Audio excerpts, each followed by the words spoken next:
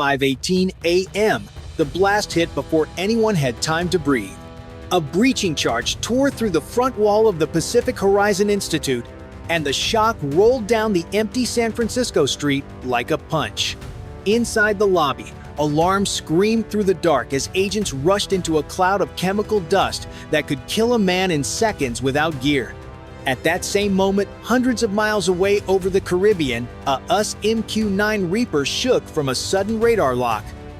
Venezuelan air defense had painted the drone with a hard track, and the warning tone cut through the air just as loud as the blast back in California. Two operations were unfolding at the same second, one inside a stolen research center, one in contested sky, both tied to the same drug empire. For a brief moment, no one knew which front would break first, or how fast everything would spiral once the next move was made. What happened at 5:18 a.m. was not just another raid and not just another radar warning. It was the moment two sides of the same hidden network finally surfaced. In San Francisco, the Pacific Horizon Institute looked like a normal research center, a place people walked past every day without a second thought. But behind its clean walls, it held the largest covert drug lab ever found on the West Coast, a complex built to produce tens of thousands of deadly pills every hour. That alone could shake a city, but the truth went far past the city limits. As agents pushed through the smoke in California, analysts at the field office watched a different feed. The MQ-9 over the Caribbean was tracking chemical shipments tied to the same group that built the San Francisco Superlab.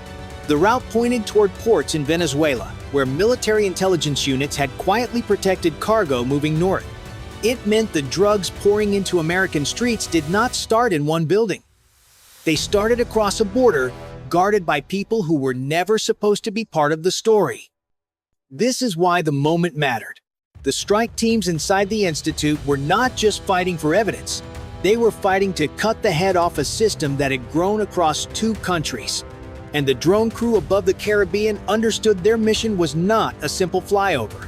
If they lost track of the target, the supply chain would stay alive, and the San Francisco raid would only scratch the surface. For the agents on the ground, the stakes were personal. Many lived in the same neighborhoods the drugs were meant to hit. Many had seen overdoses rise year after year. Standing inside that toxic hallway, they knew they were facing the source. And for the drone operators, listening to the radar tone scream in their headsets, they knew one wrong move could drag the US into a direct clash with Venezuela. This was no longer a local bust or a border patrol chase.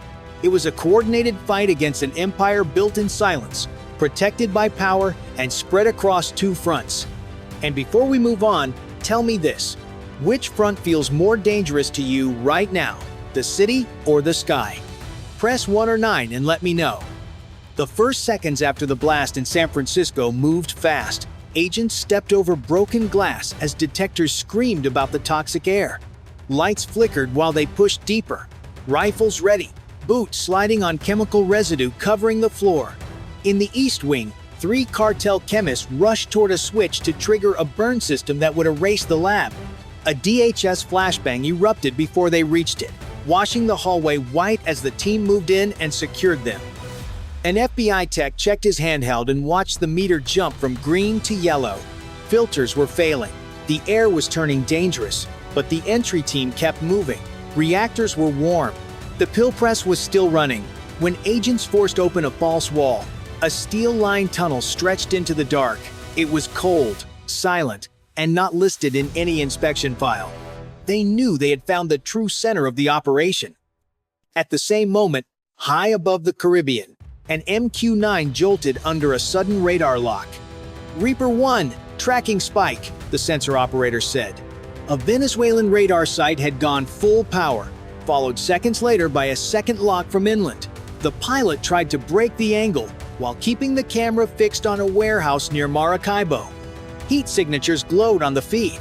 Workers moved drums toward a truck, chemical precursors linked to the San Francisco Superlab. The order came back fast: do not lose the target. The crew exchanged a quick look. Breaking off would end the trail. Holding steady meant staying in the lock. Back in the tunnel, agents advanced in short bursts. At the sub-level chamber, their lights hit active equipment, open documents, and a workstation still logged in. Hard drives blinked. Someone had been there minutes earlier. "We have active systems," a voice called. "Pull data now." Analysts leaned forward as the first files loaded, knowing this could map the entire network. In the sky, the MQ-9 leveled out. The radar tone held steady. Below, the warehouse was now in perfect view. On the ground, the tunnel team gripped the next door. Both fronts were seconds from a major turn.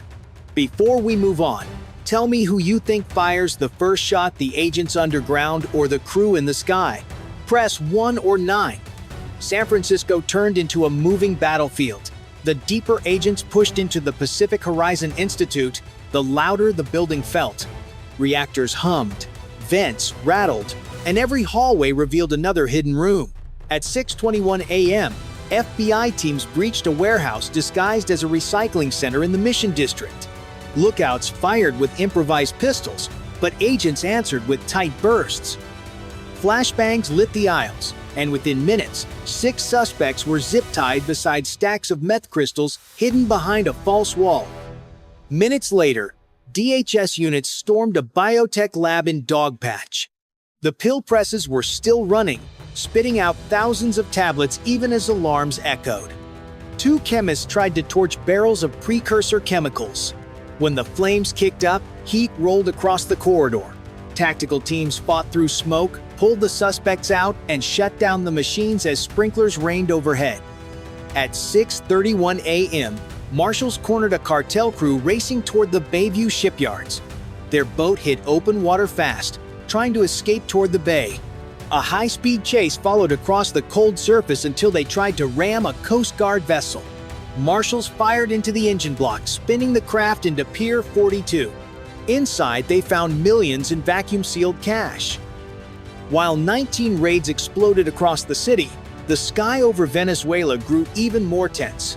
The MQ-9 Reaper held its path over the warehouse near Maracaibo, the target glowing on the infrared feed.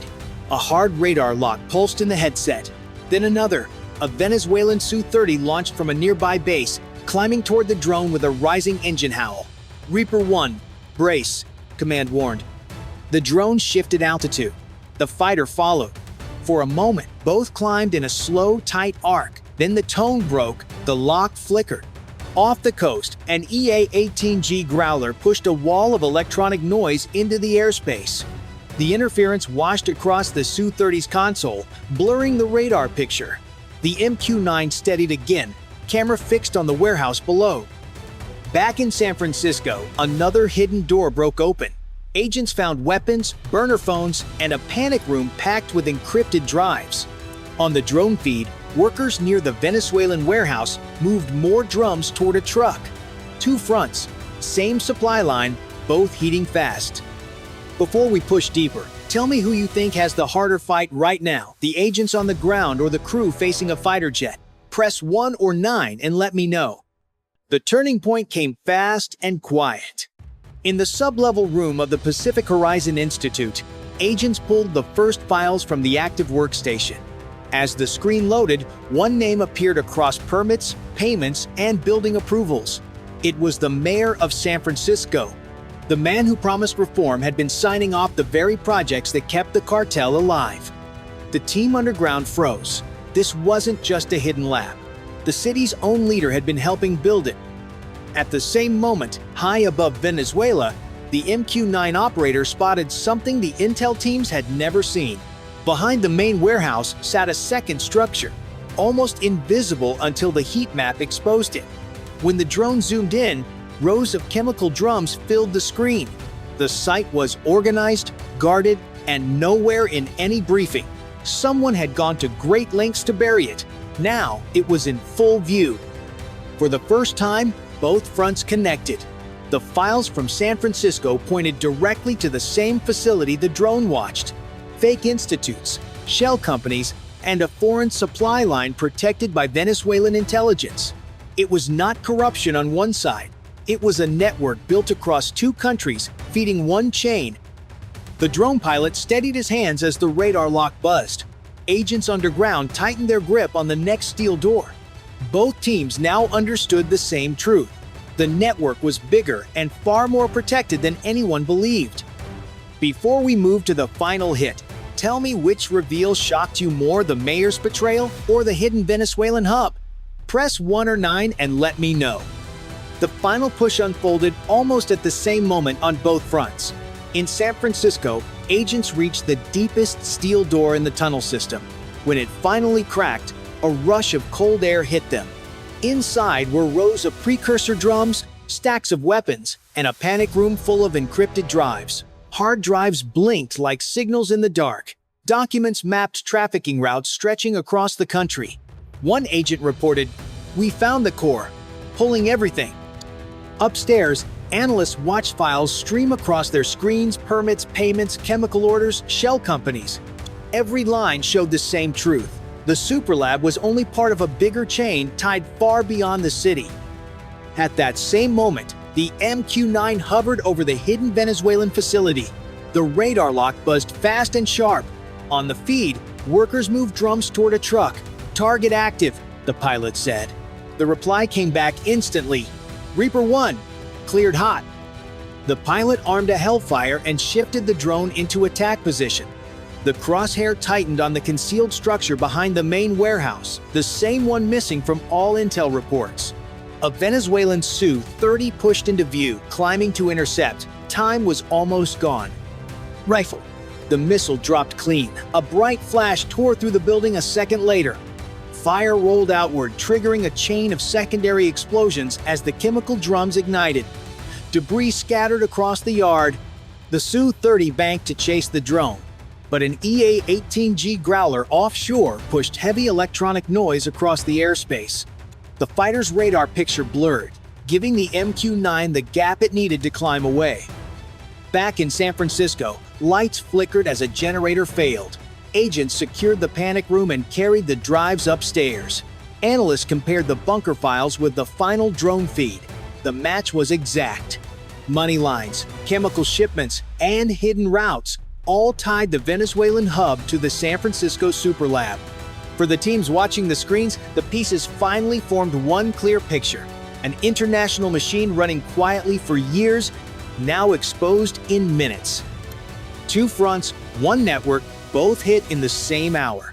For the first time, the team saw the full shape of what they were tearing down, and the day's final move was still ahead. When the smoke finally settled over San Francisco, the scale of what had been uncovered became impossible to ignore. Agents moved through city buildings that had never seen law enforcement inside. Offices went dark. Door after door was sealed with federal tape. The files pulled from the tunnel, the encrypted drives from the panic room, and the documents seized during the raids all pointed to the same truth. This wasn't a case of simple corruption. It was a city quietly redesigned to support a criminal empire. By late afternoon, investigators confirmed that the mayor had approved 11 research centers tied to cartel logistics. 94 embedded operatives had been placed in police units, port inspections, trucking networks, and regulatory offices. Every layer of city life had been shaped to move chemicals, hide shipments, and clear routes. For nearly a decade, San Francisco had lived under two governments, one elected and one hidden. But the ripple didn't stop there. The strike carried out by the MQ-9 inches, Venezuela had sparked a wave of political shock. Footage of the burning warehouse spread fast. Venezuelan officials claimed it was an attack on their sovereignty. Analysts at the Pentagon saw it differently. The site was feeding a supply chain that ended on American streets. For them, the strike wasn't escalation. It was the first clean break in a long-running pipeline. Inside command centers, analysts laid the bunker data next to the drone footage. Routes matched, payments aligned, even shipping labels lined up perfectly. It proved, without question, that the San Francisco Superlab and the Venezuelan hub were two parts of the same machine. Cutting both ends in the same day had not only crippled the network, it sent a message to every partner tied to it. By evening, the mayor was in custody. His encrypted devices were seized. A diplomatic wave began to form as both countries traded statements. But for the agents who had spent the morning fighting through smoke, gunfire, and toxic air, The political noise felt distant. What mattered was the impact. They had broken something that had grown in silence for years. San Francisco could finally breathe again, but the relief came with a warning. Networks this large don't die quietly. Someone, somewhere, would try to rebuild. And after seeing how deep this one went, no one believed it would end with a single day's work.